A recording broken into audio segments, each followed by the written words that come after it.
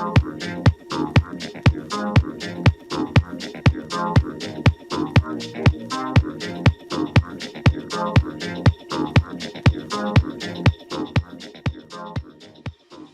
be amazing for you to introduce yourself, just tell us your charge and all.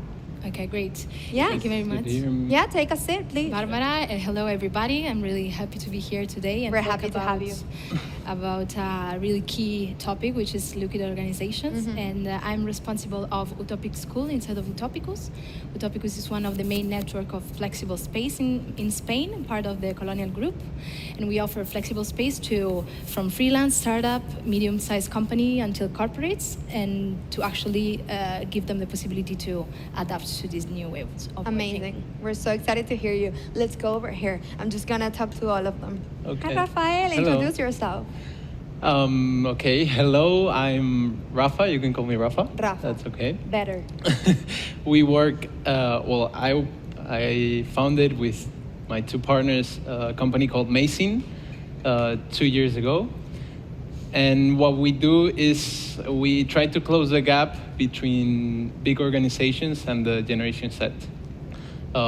Basically, we realize that this new generation, this digital era, has given us a completely different context, where the people that are born and don't know any other context are bringing new values, new forms of communications, new ways of consuming, interacting. This has all accelerated in the last year because of COVID, but there's still a big gap between organizations that really want to integrate these new values, these new ways of working, and what we actually demand. Basically, because the basic codes are changing, the same words that are defined in different ways. And so through consultancy with an external community of young people that I invite you all young people to follow, it's mainly in Instagram, Mason Media, we integrate this community into our consultancy projects to help big organizations understand our demands, preferences, and new ways of communicating. Amazing. I love that. Amazing. Amazing. Tell us your name. And now it's gonna come the rest of the panel.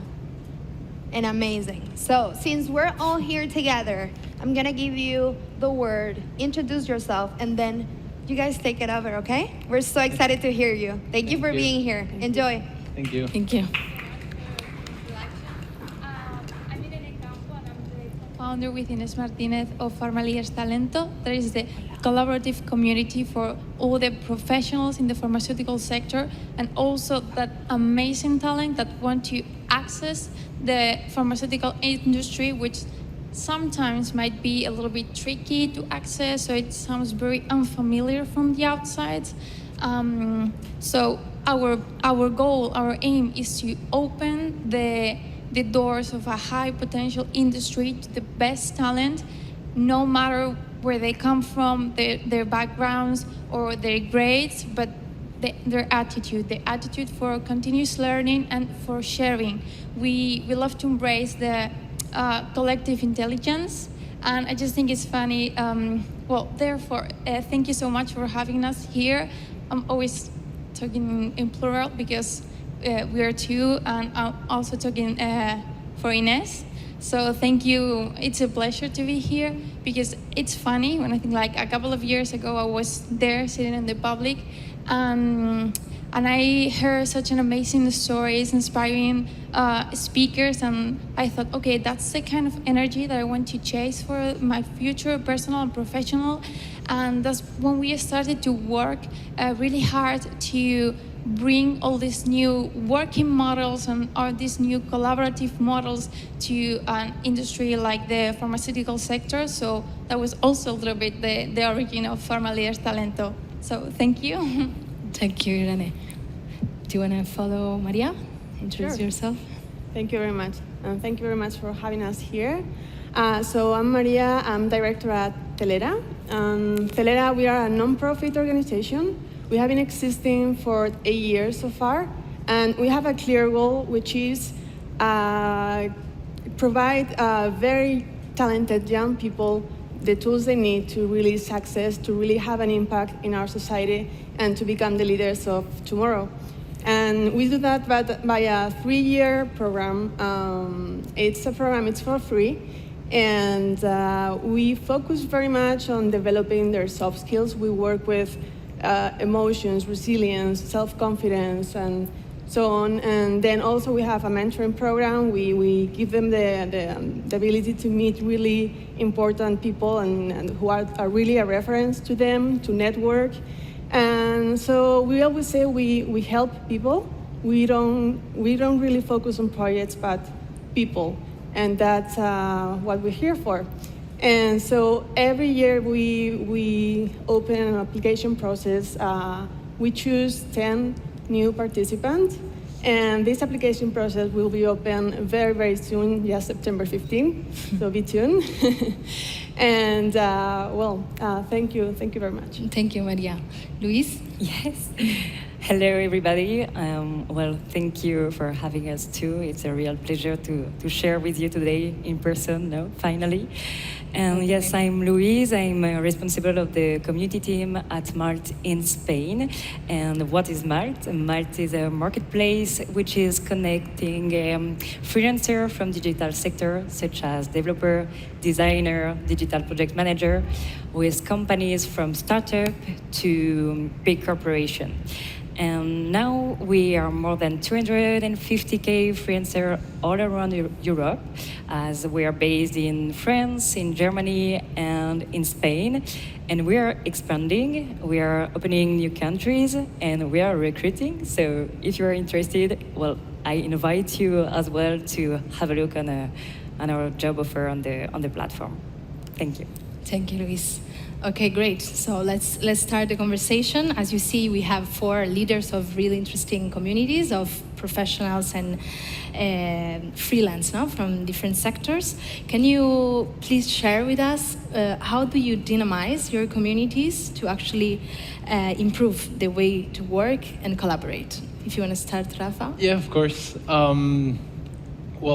The most obvious thing, but I think is the place to start, is digital content. So digital entertainment through content on social platforms. But of course, that's the obvious question, the obvious answer.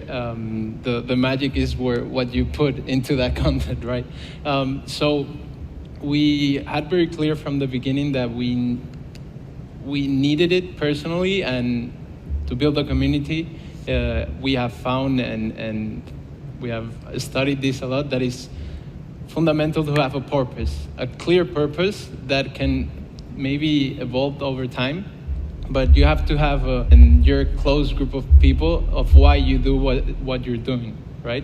So that was fundamental for us when we started to increase the team, put new people in, that we needed to have a purpose clear of what we do, and question it constantly, it's gonna evolve over time, but you need that purpose. And then have some defined interest where you can activate a little bit more, So content is cool, but you have to put customs and relationships around that community. It's like any community, physical community.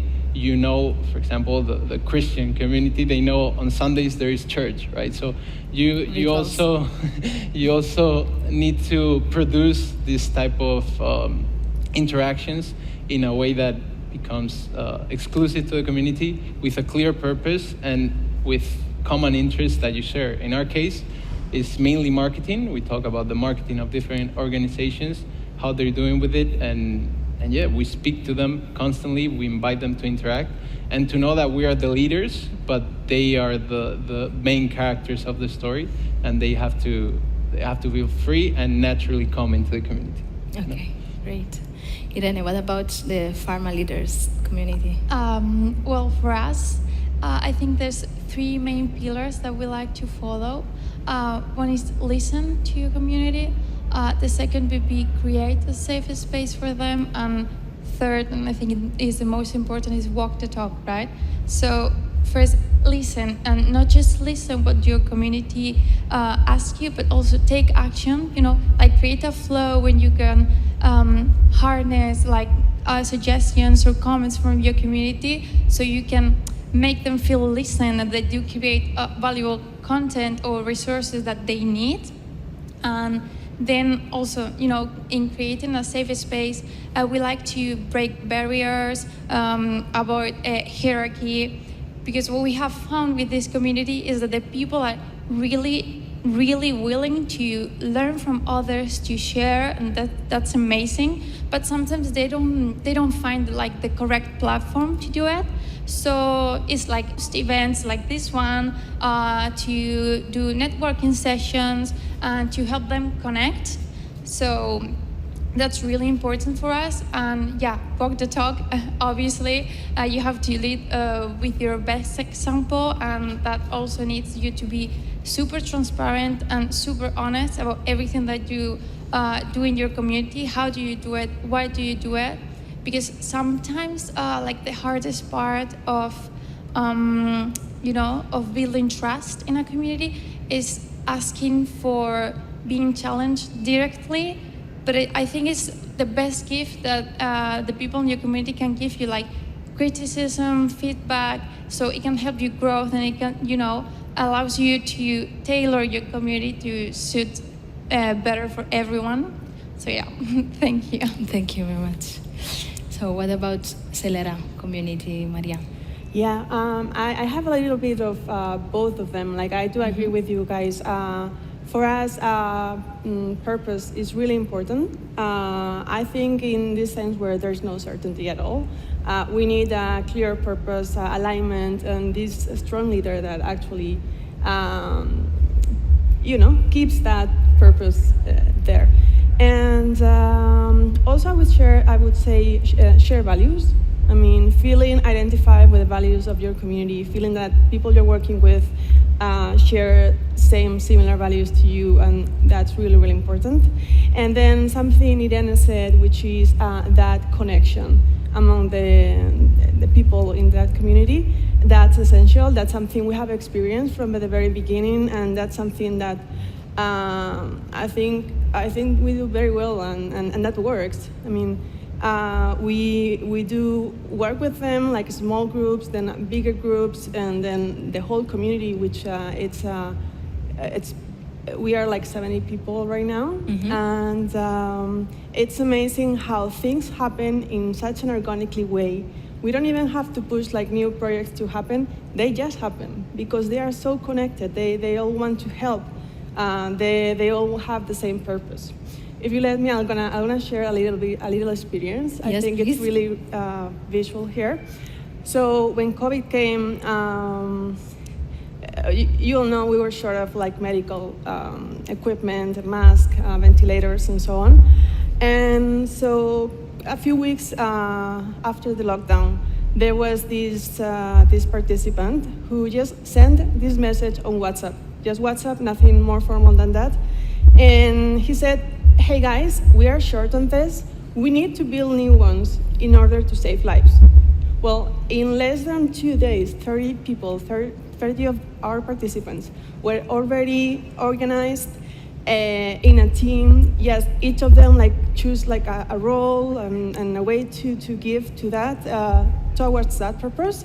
And in 2 weeks, not only that, but we had like lots of companies working with us, collaborating, and other like freelancers as well. And all of them just got to work together and collaborate just because there was this one purpose, which was saving lives. Absolutely, and And simplicity. Now the WhatsApp group was like really making easy also the communication and the flowing. I think Exactly. it's key. Yeah. Great. And Luis, what about Malt? How do you dynamize the Malt community? Yeah, well, you already mentioned the key points, no, to dynamize a community, and as well, I'm sure it's new for most of you, no? The term of community is something very, very new, so I'm happy to exchange best practices as well with you. And at Malt, yes, at the end, Malt is a technical solution, no? But for us, as well, the most important thing is our community. And as you mentioned, the community of freelancers, a group of people who are sharing same values, same interests, same objectives. And of course, before Malt, it existed already, no, the term of freelancing, but there were not a place where they can meet, where they can share.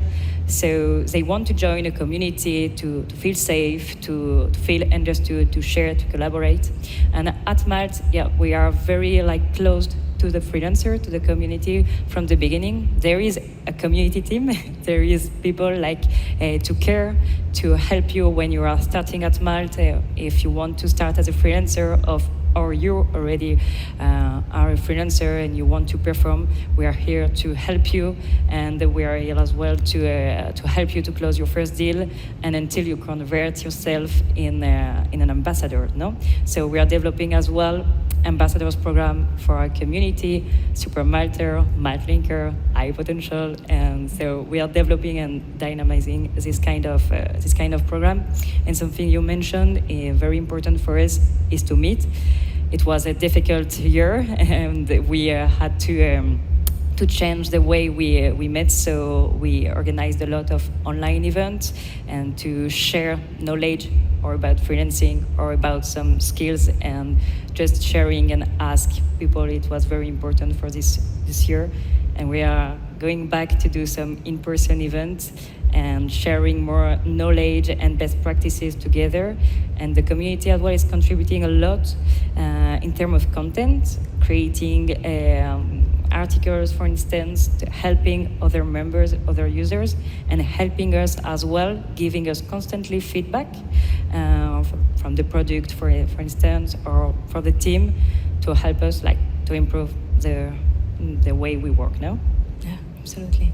So we can say that the key points to dynamize a community are purpose, having a shared purpose, shared values, rituals, moments to make this interaction happen, and a community dedicated to actually make it happen.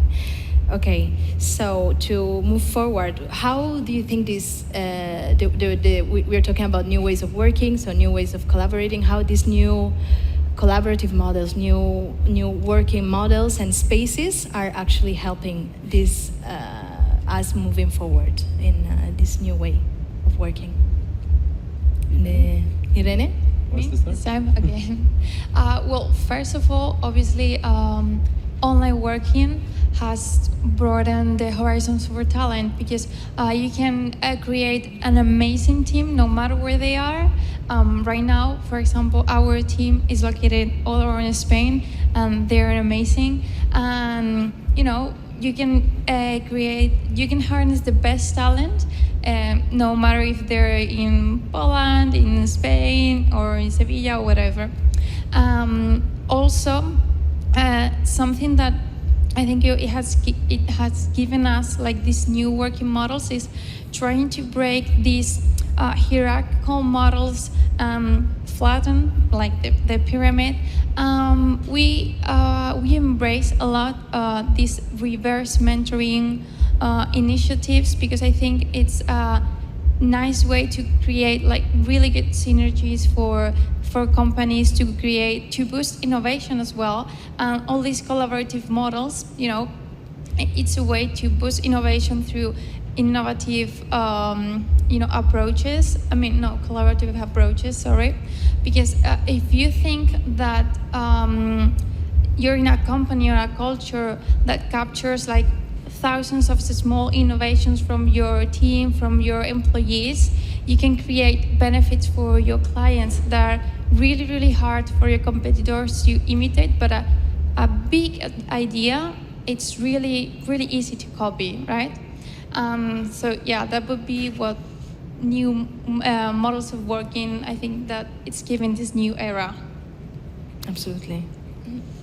I agree completely with Irene, and I will take the part of that you started with, where you said you can find talent in Sevilla, in the north, in the south, everywhere, no? And I think that is, talking especially to a young audience, I think that is a key point to take into account with this new collaborative ways, is that you can harness your own talents, your own interests and specialization, and have access to many more opportunities than before. Like actually very, very much more opportunities.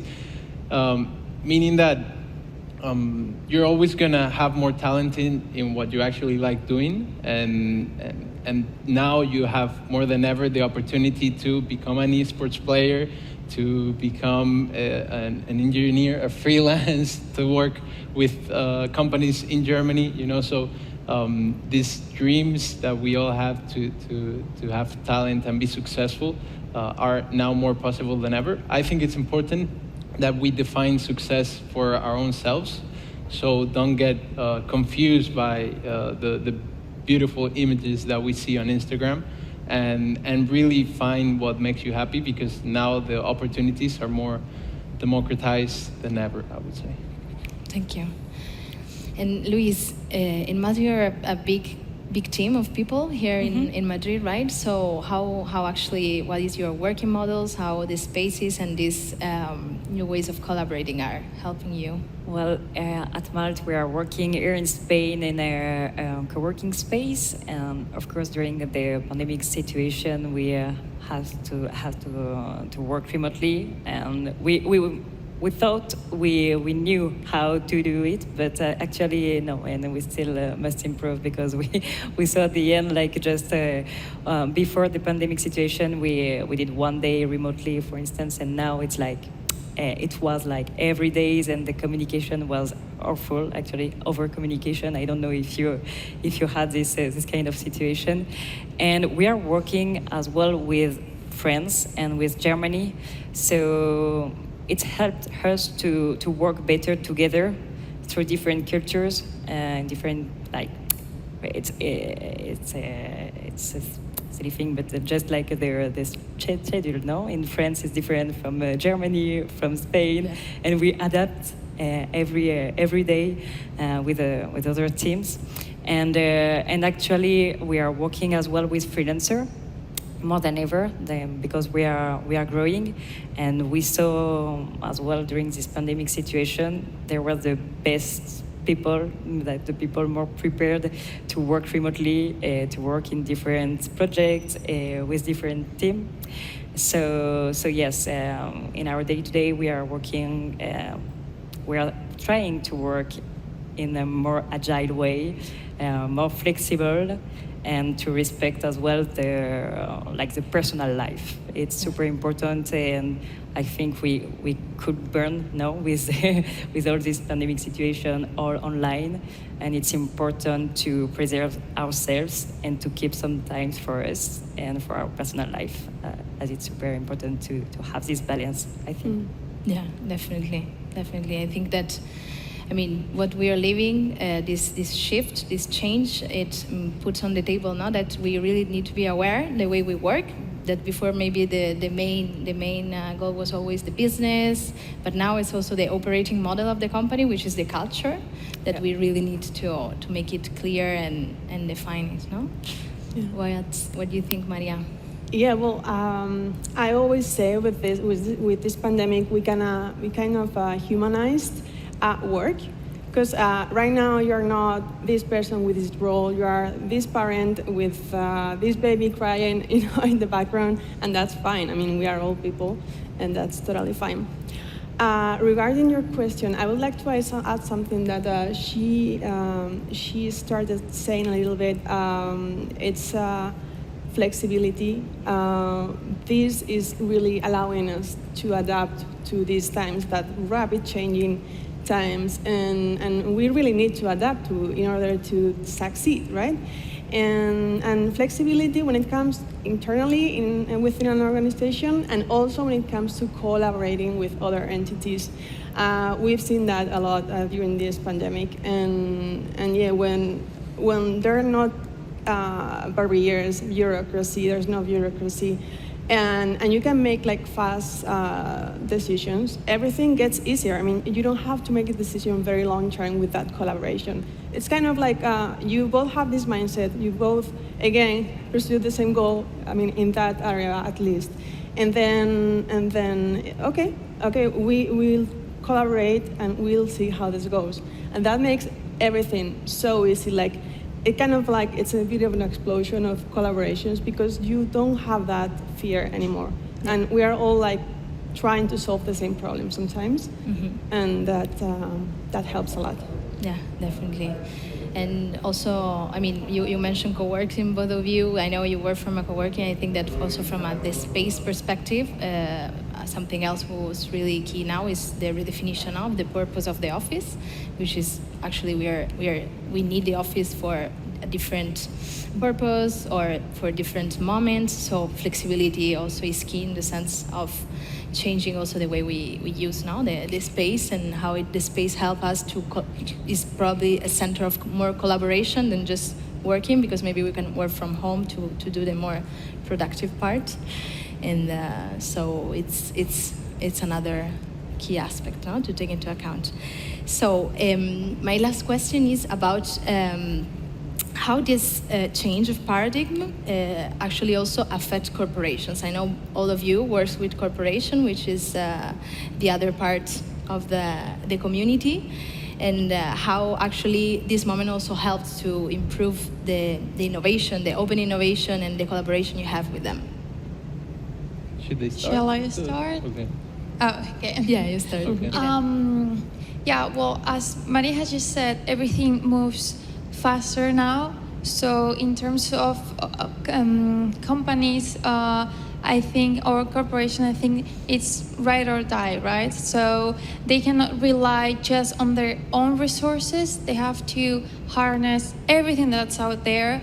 I mean, if you have a community that has a collective intelligence that you can learn from the best, let's say some people from the community, for example, in our community, the webinars are given by people from the community, so you learn from people that are in market access, that come from marketing background. I think that's something so important to harness, and also to the corporations to understand that they don't have to be as competitive as before, because collaboration is not synonym of losing things or losing opportunities, but it's just the opposite. It multiplies your opportunities. So I think that's something that the big corporations have to embrace. And also the routine of no routine, linked with these new spaces, new offices, of letting people just a little bit like flow, doesn't matter where they work, because they come more motivated and they bring better ideas to the table. And I think that always benefits the workers, the corporations, communities, and everyone. Definitely. Yeah, I couldn't agree more. Like, especially because the speed of the market is accelerating. The new technologies are accelerating even more. We have now Bitcoin as the fastest adopted technology in the history of humankind, even faster than the internet and the mobile phones.